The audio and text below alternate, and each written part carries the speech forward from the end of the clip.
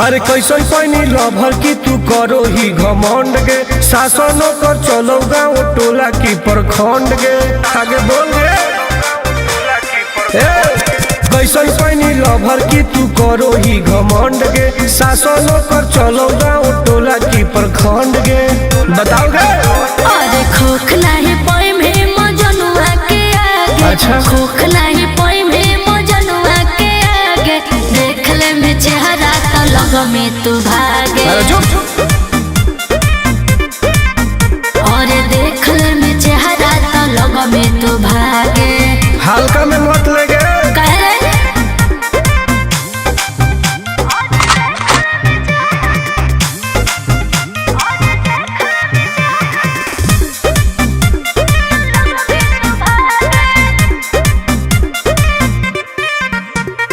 अपना के बनो ही ढेर बाहुबली ओकरा आतंक से मचो है खलबली।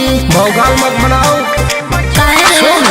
बोल चलो है सगरो चलाना गे पगल अच्छा बन जो हमारे दीवाना गे अरे अरे ऐठल छोड़ देनी प्यार वाला फील झूठे लगल हो जागे।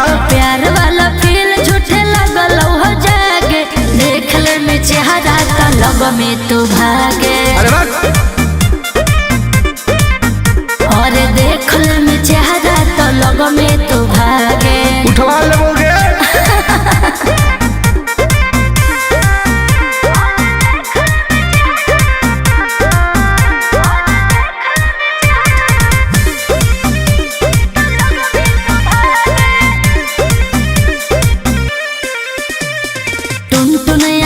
नहीं रहे तू जो समय नहीं तलई तो दिमाग तो होश में। हमरा बारे में पता लगा लगे के रे हमरा से जे तो करई तोगे अच्छा माटी में उ मिल जई तोगे बुझनी